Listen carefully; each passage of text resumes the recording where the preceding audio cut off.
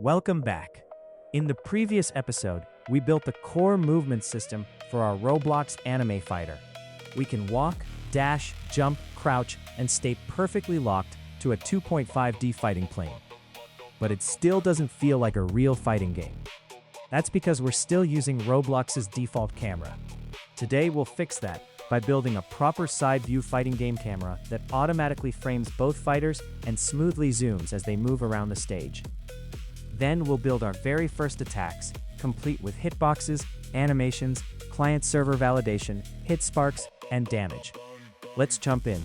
We'll start by expanding our config module. Open the config file from episode 1 and add a new camera section.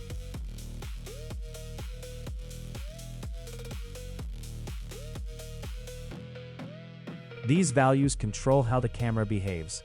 Camera distance defines how close the camera can get. Camera margin adds breathing room around the fighters. Minimum width and maximum width prevent the camera from zooming too far in or too far out.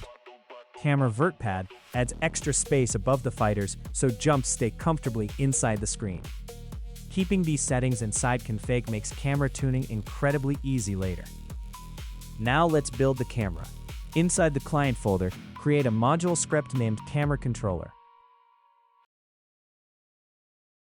This version focuses purely on framing. Later in the series, we'll add screen shake, cinematic zooms, KO cameras, and super move effects. The camera updates every render-stepped frame so it stays perfectly smooth with rendering. Each frame we find both fighters and calculate their midpoint. That midpoint becomes the point the camera always looks at. We also lock the camera to our fighting plane using plane Z from config. Next, we calculate how wide the camera needs to be. The farther apart the fighters are, the wider the view becomes. If someone jumps into the air, we also measure the vertical distance between the fighters and add our vertical padding. From those two measurements, we calculate how far back the camera needs to move. Whichever distance is larger becomes our camera position. Finally, instead of snapping instantly, we smoothly interpolate toward the target position. That gives us the polished camera movement you'd expect in a professional fighting game. Now let's hook the camera into the project. Open the SF Combat Client Bootstrap script. Require the camera controller module. Inside the build function, create and start it alongside our locomotion system. The camera needs two things. First, your character's root part. Second, the dummy, which acts as our opponent. Press play. You should immediately see a classic side view fighting game camera. As you move closer to the dummy, the camera gently zooms in. As you move farther away, it smoothly zooms back out. Now it's finally time to attack. Our input map already handles movement. We'll use U for light punch, I for medium punch, O for heavy punch. The kick buttons are already reserved for future episodes. Today we'll focus on punches. Next, let's create our attack data. Inside the shared folder, add a module script called MoveList. Every attack stores its frame data. That includes startup, active frames, recovery, damage, and the hitbox definition. There's one small detail that's easy to miss. The hitbox offset uses X as the forward direction, but the hitbox size uses Z for forward reach.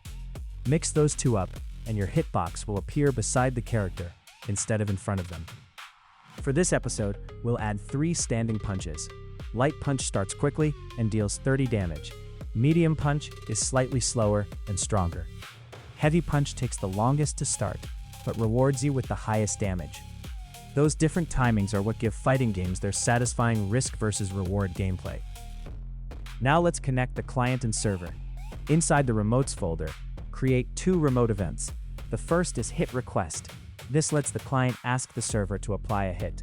The second is dummy event. The server uses it to broadcast the result to every player. Next, we'll create our animation controller. This module handles playing attack animations.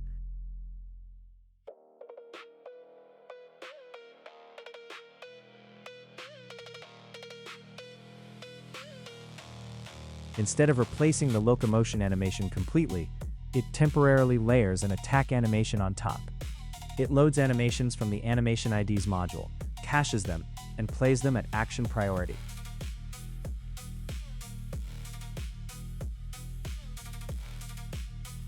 Let's create Animation IDs module from shared folder. This file contains all animations ID of the game, so make sure to change animation IDs with our own.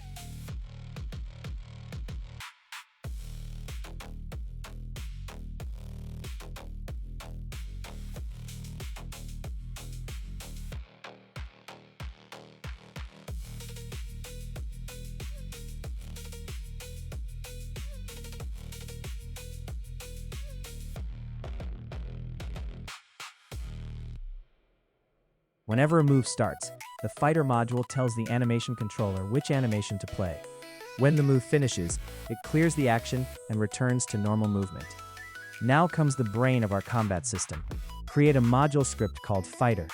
This module listens for attack buttons, starts moves, activates hitboxes, and communicates with the server.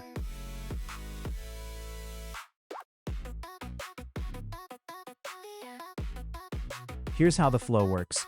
You press a button. The fighter asks the move list which move that button represents. It starts the animation immediately.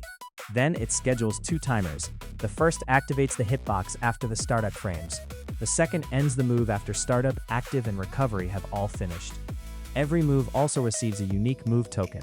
If a new attack begins before the old one finishes, any remaining callbacks from the previous move are automatically ignored. That prevents old hitboxes from accidentally activating later. When the hitbox becomes active, the fighter creates a collision box in front of the character. Every frame, it checks whether the dummy overlaps that box. The moment it detects a hit, it immediately spawns a hit spark, triggers a small camera shake, and sends a hit request to the server. Notice something important here. The client never decides how much damage an attack deals. The client only reports that a hit happened. The server makes the final decision. That's one of the most important rules in multiplayer game development. The client controls responsiveness, the server controls authority. Now let's build the server. Inside Server Script Service, create SF Combat Server.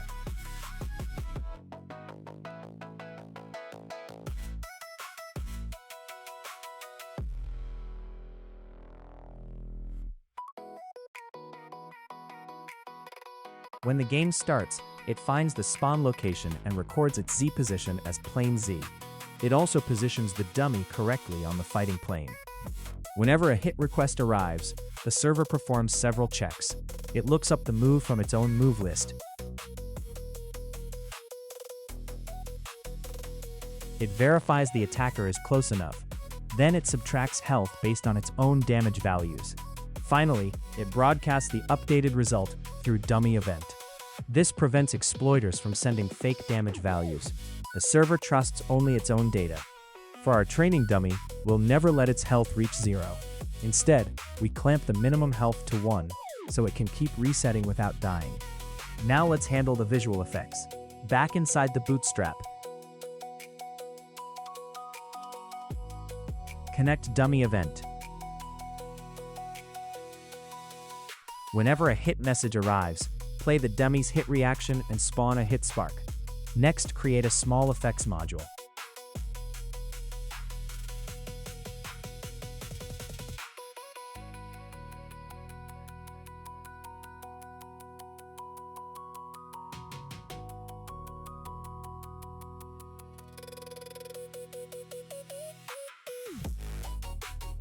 Its job is simple. Clone a VFX template, play its particle emitters, clean it up afterward. Because the attacker spawns a local hit spark instantly, while the server broadcasts another one for everyone else, the game feels responsive while still staying synchronized across all players. Let's prepare a few VFX effects and place them inside the VFX templates folder. You can use any visual effects you like. In my case, I'll open the toolbox, search for a few free VFX assets, and then move the ones I want into the VFX templates folder so we can use them later in the project.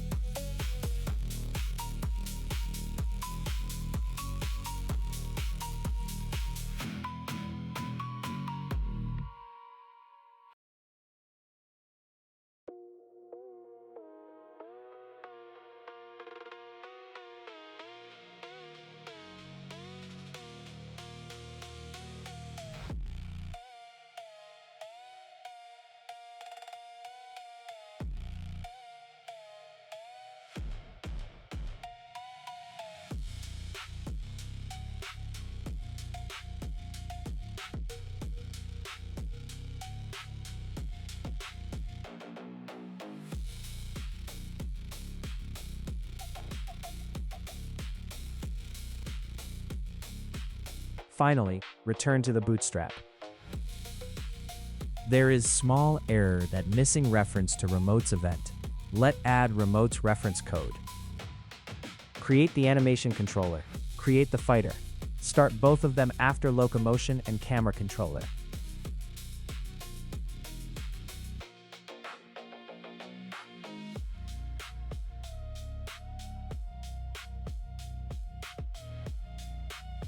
Time to test.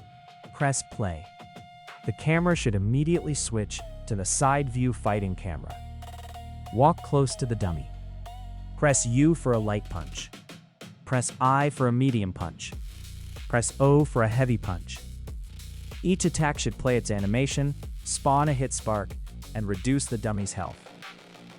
Notice how the heavier attacks remove much larger chunks of health.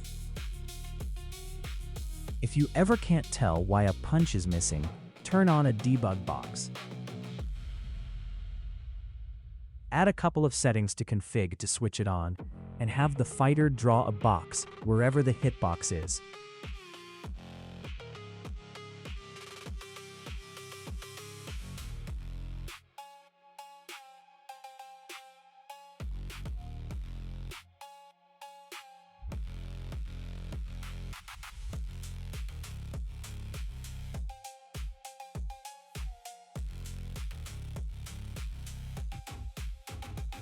Now every punch shows a red box in front of you, so you can see exactly where it reaches and whether it's touching the dummy. It's the fastest way to spot a miss.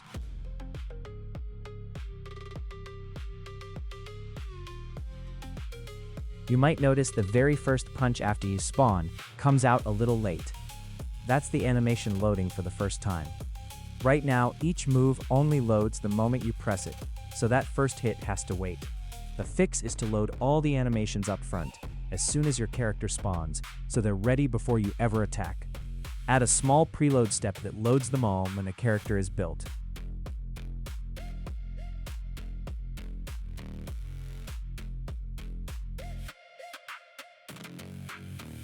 And that first punch delay is gone. If something isn't working, here are a few quick checks. If the hit never registers, enable your hitbox debug visualization. Also, remember that forward reach uses size.z, not size.x. If the server rejects the attack, verify the dummy name matches config exactly. If animations don't play, make sure your animation IDs are published correctly. And if the damage looks wrong, remember that only the server's move list determines the final damage. And that's our first complete combat system, from a button press to a hitbox, to server validation, to synchronized visual effects. Everything is now connected. In the next episode, we'll chain these attacks together into combos and target combos. If you're enjoying this series, don't forget to like the video, subscribe to the channel, and I'll see you in episode 3.